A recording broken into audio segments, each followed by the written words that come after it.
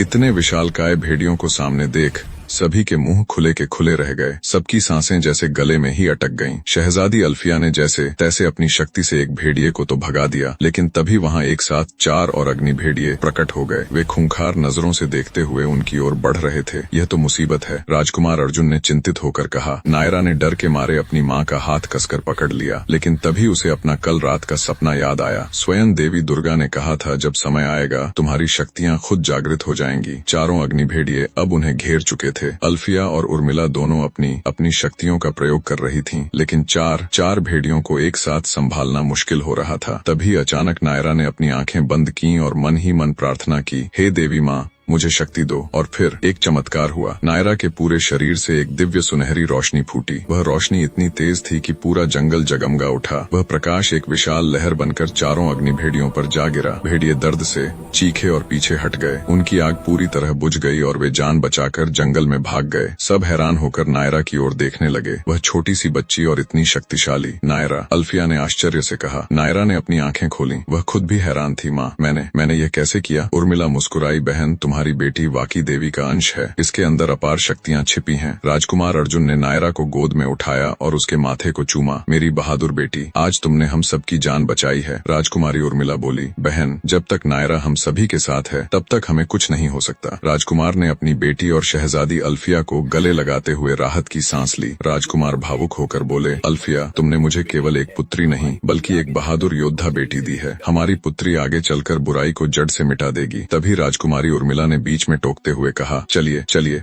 भावुकता छोड़िए, हमें अभी आगे का लंबा रास्ता तय करना है। सभी ने साहस जुटाया और आगे बढ़ चले। चलते जब सभी थक गए तो शहजादी अल्फिया बोली, स्वामी, कुछ देर के लिए यहीं विश्राम करने के लिए रुक जाते हैं ताकि सभी को थोड़ा आराम मिल सके। तुम्हारी बात उचित है अल्फिया, अर्जुन ने कहा। इसके बाद सभी एक विशाल वृक्ष के नीचे बैठकर विश्राम करने लगे। शहजादी अल्फिया, राजकुमारी उर्मिला, राजकुमार अर्जुन और बाकी सभी एक विशाल वृक्ष के नीचे विश्राम कर रहे थे। आखिर उन सभी का सफर इतना कठिन और परिश्रम भरा जो था। कुछ देर बाद शहजादी अल्फिया ने सभी को जगाते हुए कहा, चलो, हमें सूर्यास्त से पहले उस प्राचीन मंदिर तक पहुंचना होगा। सभी ने सफर पुनः शुरू किया। आखिरकार वे सब उस प्राचीन मंदिर तक पहुंच गए। मंदिर बहुत पुराना और जर्जर अवस्था में था। टूटे फूटे पत्थर, दीवारों पर लिपटी जंगली बेलें और हर तरफ पसरा गहरा सन्नाटा। मंदिर के द्वार पर एक पुराना शिलालेख लिखा हुआ था, जो दिव्य रक्त से हो वही यहाँ प्रवेश कर सकता है। 3 परीक्षाएं उसका इंतजार करती हैं, साहस, बुद्धि और त्याग। जो सफल हुआ वही त्रिशूल का स्वामी बनेगा। अल्फिया ने शिलालेख पढ़ा और चिंतित होकर नायरा की ओर देखा। बेटा, तुम्हें इन 3 कठिन परीक्षाओं से गुजरना होगा, लेकिन वह तो अभी बच्ची है। राजकुमार अर्जुन ने व्याकुल स्वर में कहा, हम उसे अकेले इन अनजान परीक्षाओं में नहीं भेज सकते। तभी मंदिर के द्वार से एक आवाज गूंजी। ये एक बुजुर्ग महिला की आवाज थी। जो दिव्य रक्त से है वही अंदर आ सकता है, कोई और नहीं। सभी ने चारों ओर देखा, लेकिन कोई दिखाई नहीं दिया। कौन है वहाँ? उर्मिला ने सतर्क होकर पूछा। तभी द्वार के अंधेरे से एक बुजुर्ग महिला प्रकट हुई। उनके बाल बर्फ जैसे सफेद थे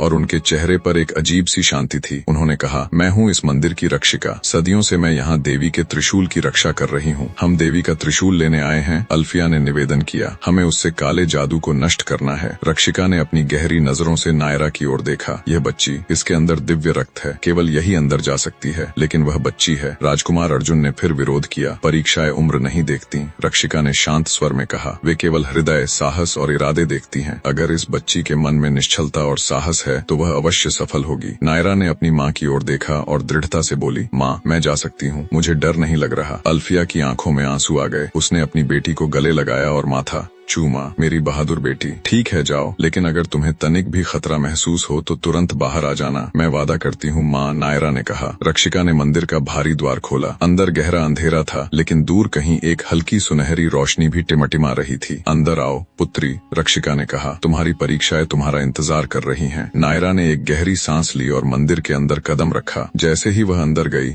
द्वार धड़ाम से बंद हो गया। नायरा, अल्फिया डरकर चीख उठी। वह सुरक्षित है, रक्षिका ने शांत भाव से कहा। अब उसे अपनी परीक्षाएं स्वयं पूरी करनी होंगी। हम केवल प्रतीक्षा कर सकते हैं। सब बाहर खड़े होकर ईश्वर से प्रार्थना करने लगे। क्या शहजादी अल्फिया अपनी नजरें मंदिर के बंद द्वार पर गड़ाए खड़ी थी। वह बस इसी पल का इंतजार कर रही थी कि कब द्वार खुले और उसकी बेटी नायरा दौड़ती हुई आकर उसके गले लग जाए। राजकुमारी उर्मिला ने अल्फिया को समझाते हुए कहा, बहन धैर्य रखो, हमारी पुत्री उन बाधाओं को पार कर अवश्य विजय होकर लौटेगी। राजकुमार अर्जुन ने भी उसे सांत्वना देते हुए कहा, हाँ अल्फिया, हौसला रखो, हमारी पुत्री कमजोर नहीं है, वह इन समस्याओं से लड़कर अवश्य बाहर आएगी। उन्होंने अल्फिया को गले लगाते हुए उसे ढांढस बंधाया। इधर मंदिर के अंदर नायरा एक लंबे और अंधेरे गलियारे में खड़ी थी। दोनों तरफ दीवारों पर पुरानी और डरावनी मूर्तियां बनी हुई थीं। अचानक एक भारी आवाज गूंजी, पहली परीक्षा साहस, तुम्हें अपने सबसे बड़े डर का सामना करना होगा। नायरा के सामने अचानक धुआं उठा और उस धुएं से निकलकर सामने आया महातांत्रिक बाबा। नहीं, नायरा डर गई। महातांत्रिक बाबा उसकी ओर बढ़ा और डरावनी हंसी के साथ बोला, अब तुम मेरे हाथों में हो बच्ची, अब कोई तुम्हें नहीं बचा सकता। नायरा पीछे हटने लगी। उसका नन्हा दिल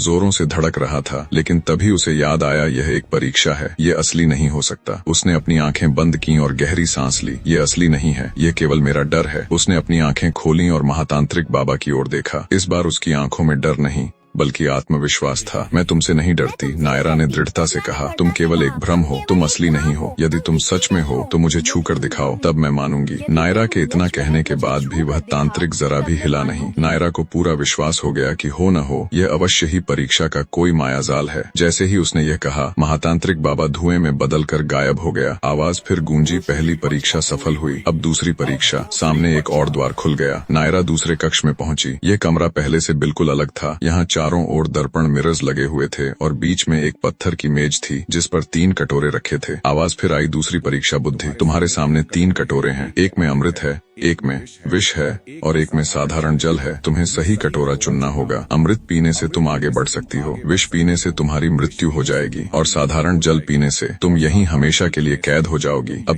शहजादी अल्फिया, राजकुमारी उर्मिला, राजकुमार अर्जुन और सभी सैनिक नायरा की प्रतीक्षा में वहीं बैठकर उसकी राह देखने लगे। शहजादी अल्फिया का मन घबरा रहा था। उसने कांपते स्वर में कहा, स्वामी, क्या हमारी नन्ही नायरा अंदर की लड़ाई लड़ पाएगी? न जाने कैसी कठिन परिस्थितियां होंगी वहां। वह कोमल बच्ची, मेरी बेटी, उन सब का सामना कैसे करेगी? उन कठिन सवालों का उधर मंदिर के भीतर नायरा ने अपने सामने रखे तीनों कटोरों को गौर से देखा। तीनों बिल्कुल एक समान दिख रहे थे। उसे कैसे पता चलेगा कि कौन सा सही है? तभी उसे याद आया कि स्वयं माता देवी दुर्गा ने सपने में क्या कहा था, अपनी दिव्य शक्तियों का उपयोग करो। नायरा ने अपनी आंखें बंद की और अपनी आंतरिक शक्ति को महसूस करने की कोशिश की। धीरे धीरे उसे एक अजीब सी अनुभूति हुई। उसने अपनी आंखें खोली, लेकिन इस बार वह अपनी साधारण आंखों से नहीं बल्कि अपनी दिव्य दृष्टि से देख रही थी। उसने पहले कटोरे की ओर देखा। उसे उसके ऊपर एक काली धुंधली रोशनी दिखाई दी। यह विष है, उसने मन में सोचा। फिर उसने दूसरे कटोरे की ओर देखा। उसमें कुछ खास नहीं दिखा। यह साधारण जल है। और जब उसने तीसरे कटोरे को देखा तो उसमें से एक हल्की सुनहरी आभा निकल रही थी। यह केवल नायरा ही देख सकती थी क्योंकि उसके अंदर दिव्य रक्त था। यही अमृत है, नायरा ने मुस्कुराते हुए कहा। उसने आत्मविश्वास के साथ तीसरा कटोरा उठाया और पी लिया। पानी बहुत मीठा और शीतल था। जैसे ही उसने पिया, उसके पूरे शरीर में एक नई ऊर्जा और ताजगी दौड़ गई। आवाज फिर गूंजी, दूसरी परीक्षा पूर्ण हुई, बुद्धि और दिव्य शक्ति का सही उपयोग। अब तीसरी और अंतिम परीक्षा। सामने एक और विशाल द्वार खुल गया। तीसरे कक्ष में पहुंचकर नायरा विस्मित रह गई। यहाँ बीच में एक विशाल वेदी थी और उस वेदी पर रखा था देवी दुर्गा का दिव्य त्रिशूल। त्रिशूल से अलौकिक सुनहरी रश्मियां निकल रही थीं। वह इतना सुंदर और भव्य था कि नायरा उसे एकटक देखती ही रह गई। लेकिन तभी वही भारी आवाज फिर गूंजी, तीसरी परीक्षा त्याग। यह त्रिशूल प्राप्त करने के लिए तुम्हें अपनी सबसे कीमती वस्तु का त्याग करना होगा। सबसे कीमती चीज, नायरा ने सोचा, मेरे लिए सबसे कीमती क्या है? तभी वेदी के सामने एक आकृति धीरे धीरे